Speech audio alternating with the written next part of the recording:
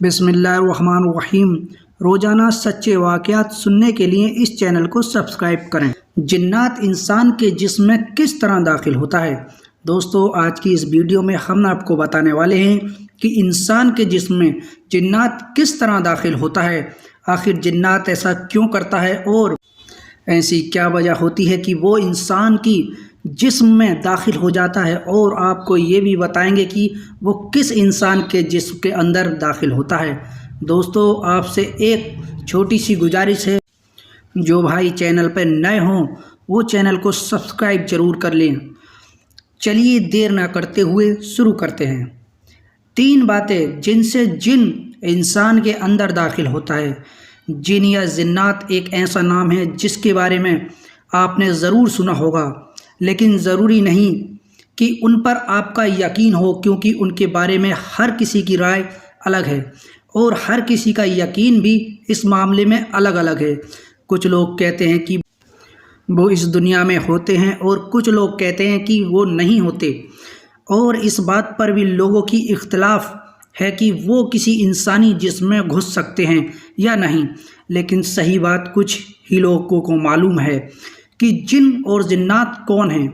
خیر، لوگوں کی اس معاملے میں تو رائے الگ الگ ہے، لیکن جہاں تک اسلام کا تعلق ہے تو وہ جن یا جنات کے وجود اور اثر کو مانتا ہے، اور اس کی دلیل قرآن میں آپ کو کئی جگہ مل جائے گی جہاں پر انسانوں کے ساتھ جنات کا بھی ذکر کیا گیا ہے، اور حدیث میں بھی اس کا ذکر ملتا ہے جہاں پر اللہ کے رسول حضرت محمد مصطفیٰ صلی اللہ علیہ وسلم ایک جن کی وادی پر گزرے تو ان کو اسلام کی دعوت بھی دی۔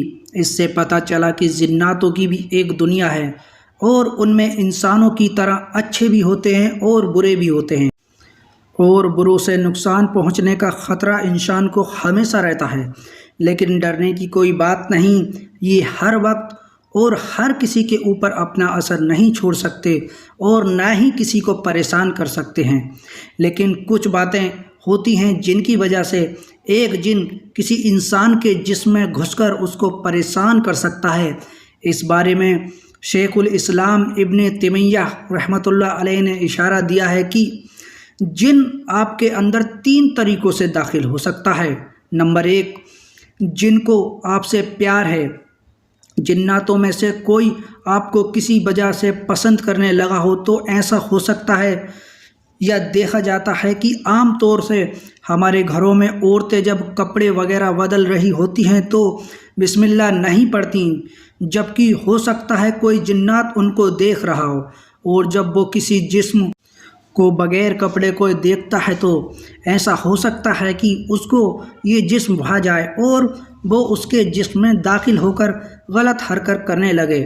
یہی وجہ ہے کہ اسلام نے جس طرح ہر کام میں پہلے بسم اللہ پڑھنے کو کہا ہے اور اللہ کا نام لینا شروع کرنے سے بتایا ہے کہ ٹھیک اسی طرح اپنے کپڑے اتارنے سے پہلے بسم اللہ پڑھنے کا حکم دیا ہے، کیونکہ جس کام میں پہلے بسم اللہ پڑھ لی جائے اس میں برکت ہوتی ہے، اللہ کی مدد شامل ہوتی ہے، اور انسان نقصان سے بچ جاتا ہے، اور دشمن کی حسد، جلن اور ظلم زیادتی اور آنے والی بلاؤ اور مصیبت سے اس کی حفاظت کی جاتی ہے۔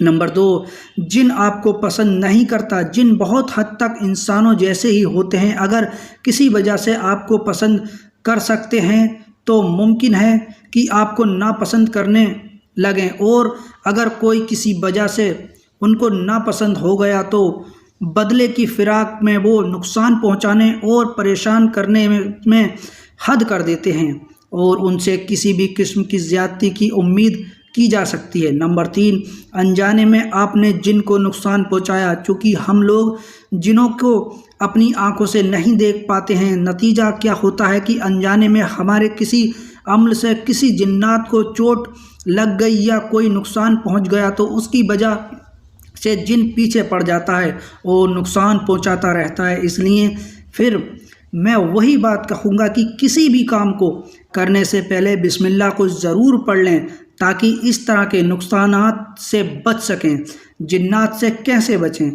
قرآن سنت کی پابندی کرنا، نماز کے پابند رہنا، حضور اکرم صلی اللہ علیہ وسلم سے منقول دعاؤں کو پڑھتے رہنا، اللہ سے ہمیشہ شیطان کی پناہ مانگنا، خاص کر اللہ تعالیٰ شیطان کی ہر وسوسے سے ہر مومن بھائی بہن کو بچائے۔ دوستو اگر چینل پر نئے ہوں تو چینل کو سبسکرائب ضرور کریں اور ایک پیارا سا کمنٹ کریں۔ آپ کا کمنٹ پڑھ کر ہمیں بہت خوشی ملتی ہے۔ ملتے ہیں نیکسٹ ویڈیو کے ساتھ۔ خدا حافظ۔